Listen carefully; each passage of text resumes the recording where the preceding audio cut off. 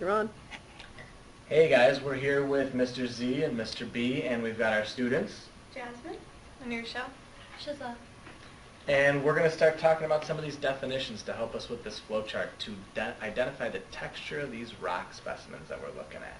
So it would be a really good idea if you opened up your packet to page 23, and we have the flowchart up on top, and then we have the definitions of the igneous rock textures that we're going to cover in the video. So pen ready in hand and pack it out.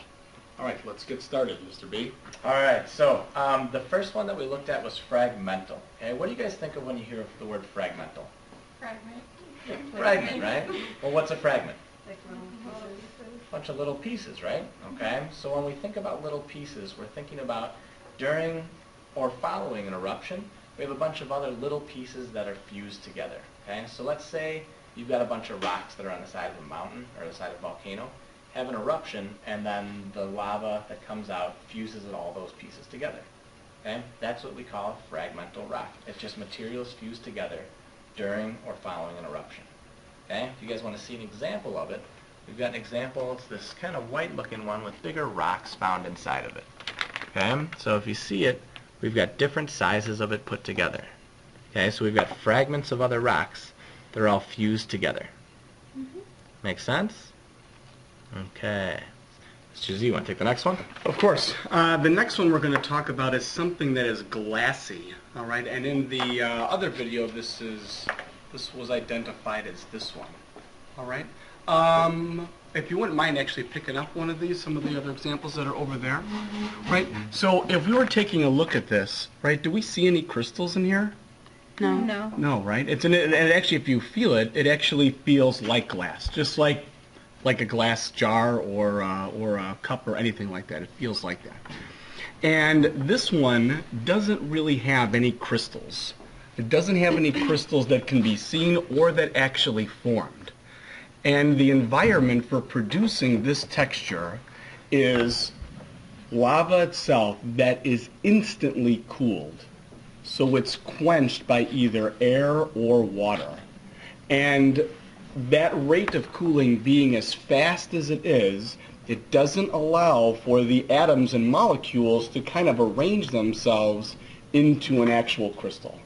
All right, and we're going to be talking a lot about the rate of cooling and how that affects or determines crystal size, okay, in these other textures. But for this one, this rock cools the fastest and does not give us any crystals at all.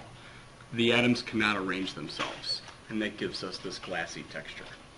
Now, do you guys see any other ones on here that look like they cooled really quick and there isn't any time for crystals to grow? So you're looking for something without crystals. Okay, well, let's see on this one. We see some little fragments in there, some little crystals in there. Thinking of that one that we picked up last time that was really, it wasn't very dense. Yeah, this one that wasn't very dense, and it cooled so quick that it didn't have time to grow the crystals. But what's different between this one with the little, oh, I almost gave it away, the lighter one, and the really dark glassy one too? That one's like shiny. This one's shiny, yeah. And that one's like dull and like rough. This one's kind of dull and rough, okay? Which one do you think had more bubbles in it when it was cooling? The lighter one? Yeah, the lighter one, okay? So that's the only difference between these glassy ones, is that the dark glassy one, that's shiny, didn't have bubbles in it, and the lighter glassy one had bubbles in it. Make sense? Cool. Alright, next one we got is pyroclastic, okay? There's one word in there. What do you guys recognize that first part of the word pyro? Have you ever heard of that before? What's pyro? What do you think of that? Glass. I've heard of that, but I don't remember. Okay, do you have any friends that like to play with fire? The kids you kind of stay away from in grade school. Really not good friends there. Yeah, okay. So what they call them is pyromaniacs, okay? People who really like fire. Okay, so a pyroclastic, it's just something that was ejected from the fire. Okay, so what they call that is usually the ash that comes out of a volcano, and it's usually any material that comes out of a volcano is pyroclastic. Okay? So a lot of this stuff is things that came out of the volcano. So sometimes our fragmented pieces, these are sometimes pyroclasts, okay? Things that came out of the volcano, such as the ash. Okay? All right, let's talk about the next one here, which is phaneritic. And this was mentioned in the first video, but we're going to review that again. Phaneritic itself is, let's take a look at this guy. Let's pick this one up. If you wouldn't mind picking up, let's see what it is. All right, so what can you tell me about these crystals? They're different sizes. Are they different? Oh wait, no, they're different. Yeah, they're different. Yeah, some of them are a little bit bigger, a little bit smaller. Can you guys see the crystals? Yeah. Yeah. Do you need a microscope to see them? No. Yeah, so we can see them with the unaided eye. Okay? So phaneritic, that's exactly what that means, that the crystals are large enough to be seen with the unaided eye. We don't need a microscope to see them. So if we talked about this one as not having any time to produce crystals, what can you tell me about this rock? It took a while to cool down. Yeah, it did, right? Exactly. So the rate of cooling was slower for this rock that allowed the crystals to grow. All right. Now, do you guys think that it formed maybe really close to the surface? Or do you think it formed really deep underneath the ground? If it took a really long time to cool. I think deep, Why do you say that? because if it was closer to like the surface, then we're gonna have more time to sort of cool off rather than being buried under things. Well, it'd have less time to cool. Or Oh, that's less right. time. Yeah, it would cool really quick, right? Mm-hmm. Okay, if it's underground, it's nice and insulated. There's not a big temperature difference. So it's going to take a long time to cool. So you end up getting crystals that grow bigger and bigger and bigger. Okay, so let's look at the next one. Okay, we've got aphanitic. Okay, it looks a lot similar, really similar to phaneritic. Now, aphanitic, it's going to mean something where it's crystals that grow, but you can't see them with the naked eye. You have to actually use a microscope. Okay, so let's look at this white one that was kind of fragmented before. Okay, now do you guys really see crystals? No. Now, do you see a little bit more than what you would have seen if you had... Oh, do you guys have the right one? Oh. Yeah, the pink one here. That was the one I grabbed here, guys. I think I grabbed that one for you. Okay. So, do you guys see many crystals in there easily? No, but you do see some. You kind of see something in there, but you're not really quite sure what it is. Okay? Now, if we looked under a microscope, we would definitely see some crystals in here. So what do you think the rate of cooling for this rock is compared to this rock? That one cooled a lot faster than that It did, one right? And we can tell that because the crystals are smaller, we need that microscope to see them. So do you think this one is deeper in the earth than this one? No, right? Where do you think this one is? Closer to the surface. Yeah, closer to the surface, exactly. And we can tell that by the crystal size. So again, the rate of cooling is determining crystal size. The faster the rate, the smaller the crystal size. All right?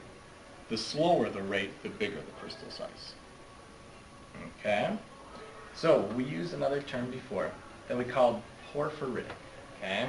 Now, here's a big example of a porphyritic rock. Okay? What do you guys notice about this one? It's like two different colors. Two different colors, okay? Now, which of the crystals do you think are bigger, the white or the green? White. Yeah, the white are much bigger. And can you really see the green crystals at all? No, they're actually pretty small. You'd have to look at them with a microscope. Okay, so what we call this is we've got a rock with two types of crystals. We've got big crystals and really, really small crystals. So we call that being porphyritic. Okay, just when a rock has two crystal sizes. I got a question for you guys. How do you think this formed? Because we have small crystals and big crystals. Like some of it was exposed and the other half wasn't. Nice, great that's job. huge. Which one do you think was formed first? This side? The bigger part or the smaller part? Oh, the bigger part? Yeah, so what happens is the bigger crystals, they start to form really deep, okay? And then something happens that it gets moved up to the surface really fast. And then we end up forming all these green crystals, okay? So that's a porphyritic rock. When you have two different crystal sizes, it's caused from moving environments, going from a deep deep depth under earth up towards the surface. That was awesome. You guys are so smart. You guys should be teaching this class, not us. We can also use this example to go to ground mass, because we kind of skipped that one. Oh, But yeah. if we take a look back at this one, right, and this was mentioned in the previous video, so we have those two crystal sizes, and we already identified that the white crystals are the large ones, and what do we call those again? We have that name for them. The big crystals you can see without a microscope. Brown and Yeah, Andretic. wasn't the ground mass? Crystal? Those are the phenocryst. Great job. So those are the phenocryst because we can identify those, right, with the naked eye. But all these other ones, right, all those green ones, we're going to call that the ground mass. So those are kind of like the background, all right, almost, okay? And those are usually, well, they can be smaller or bigger, and we'll get to that in just a second. Okay, so if we look at the last two, we're down to two more. We got porphyritic, aphanitic. Okay, so now we're combining some terms we had. So what did porphyritic mean? There's two different. Two different sizes, okay? And now we're going to combine two different sizes with aphanitic. Okay, so what did aphanitic mean? Could you see the crystals or could you not see them? You couldn't hear? You couldn't see them. So if you have a porphyritic rock, you've got one with two different crystal sizes, one with a larger size as your phenocryst, and the other, the ground mass, is something so small you can't see it with the naked eye. Okay? All right, do we think we could find one of those? So porphyritic, aphanitic, two crystal sizes, one you can identify with the naked eye, and the ground mass you cannot.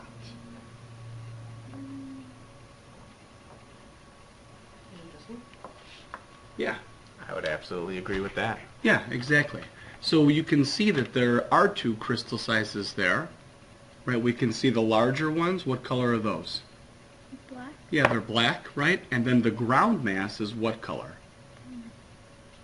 Gray? Yeah, like a grayish green color, Mhm. right? And those we can't identify with the naked eye. So we're going to call that one porphyritic because we have two different crystal sizes, and the ground mass is aphanitic because we can't see the crystals unless we had a microscope. Okay, and we got one more. Hopefully you guys should be able to figure this one out. We have porphyritic, phaneritic. Okay, so again, what did porphyritic mean? Two different kind of crystals. Mhm. Two different crystal sizes. And what did phaneritic mean then? You could see them. You could see them with the naked eye. Okay, so we got to find one of our samples that has two different crystal sizes, and the ground mass is something we can see with the naked eye. It's like this one. Absolutely. Describe what you got. It's like, it has a bunch of different kind of fragments that you can see.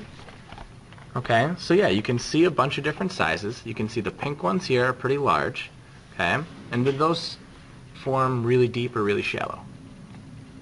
Really shallow? Remember, No, they had really time to deep. grow. Yeah, really deep. Okay, and then the background, your ground mass, is still pretty large. It's large enough to see with the naked eye. Okay, so that's porphyritic because it's got two sizes, and phaneritic because you can see the ground mass with the naked eye. Sound good? You guys are ready to tackle some of this stuff too. Okay. All right. Any questions or anything that may seem confusing? So if it's on the surface, it's going to have less time to grow crystals. And Mhm. if it's in the earth, it'll have more time, so it'll grow better. Absolutely, yeah. Exactly, because the Earth itself is a really good insulator. Like rocks themselves hold heat real well. So the closer or the deeper it is, the slower that rate of cooling is going to be, allowing the crystals to grow. Mm-hmm. So if you're looking for some really big crystals, you got to find something that formed really deep. Okay. All right, great question. That's it. I think that's a wonderful job here, guys. Other than that, we're going to start talking about the minerals that we see inside the rocks next, okay? So thank you guys for coming to watch. We'll see you guys later. Thank you very much. Bye.